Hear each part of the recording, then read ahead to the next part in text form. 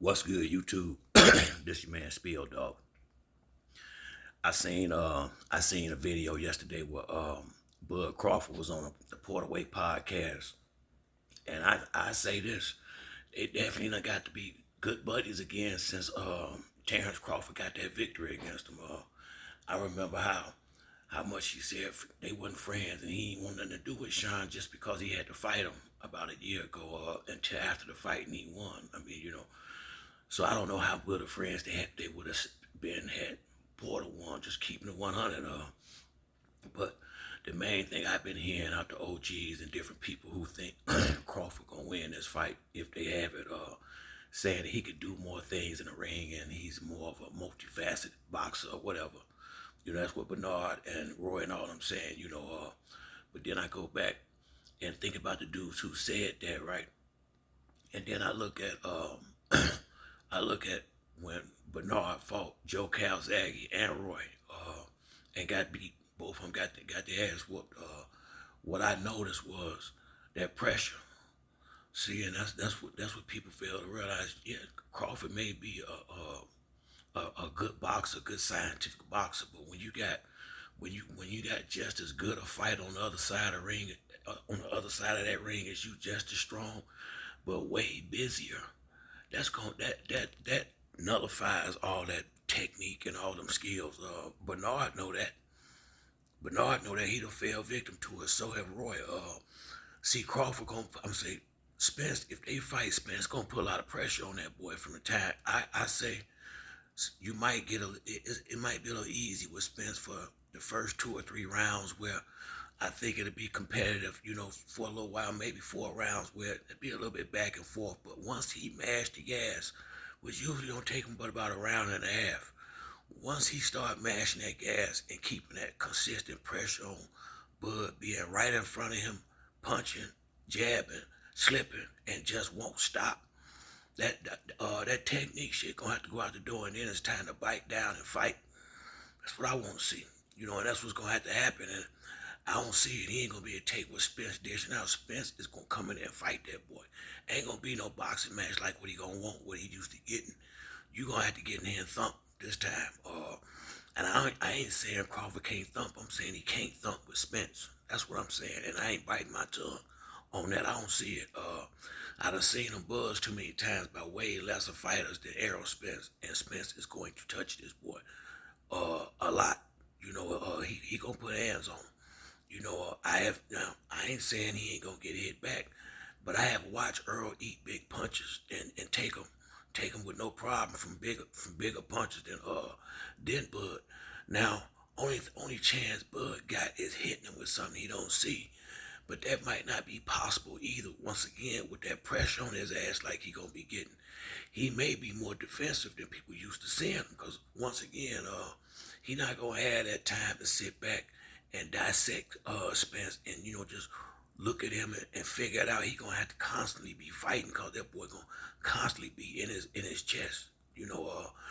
I can't wait. I really can't.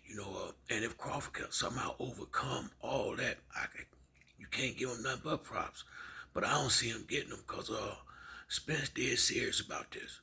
He dead serious. He the one that he ain't doing no interviews. He ain't doing nothing. Spence getting ready for a fight.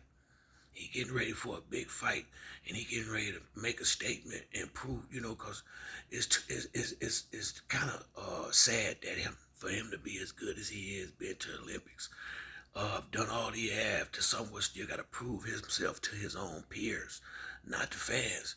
It's these hating OGs out here that always got try to find some negative comment to say about this kid. That's the part I can't get. And to be honest with Spence exhibits character with a capital C. Real talk. He fell short and had that accident. He was drinking, doing shit he wasn't supposed to do, but he never hid from that, and it looked like he done got on point since then. And he ain't get no credit for that. I've seen Tyson Fury and numerous fighters get all this love for mental illness and different stuff, but ain't nobody saying nothing about this boy who done overcame this terrible accident and showing nothing but character and getting in here fighting real competition, not set up fights.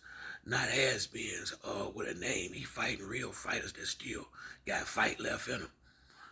So I think it's gonna be more of the same when him and Crawford fight.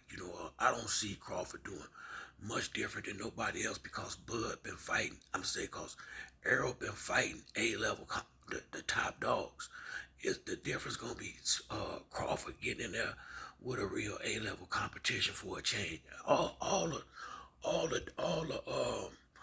little nuance, all the stuff that's gonna be different. It's gonna be different for Bud more so than Spence. Spence been in these big fights. He been in there with the best in the welterweight division. This is the new thing for Terrence Crawford, fighting guy, a top guy on the top of his game at the right time. Now we'll say this: when you look at his record, Crawford has fought more undefeated fighters in his career than Errol Spence have. I definitely have to give him that credit right there. And most of them was at the lower divisions, but he still did it. So, like I said, it's not that I like Crawford. I do. I just don't think the way he got the belt in the welterweight division, I just can't really respect that. When you rob somebody and basically, tell me who Jeff Horn beat. Tell me who he'd beat at PBC worth talking about. Nobody. So I can't say that you really won it. I can say you received it. Now, if he was to somehow come out with a victory against Spence, now you won your belt. To me, Jeff Horn, ain't nobody heard really shit about him since then, cause he is nobody in boxing.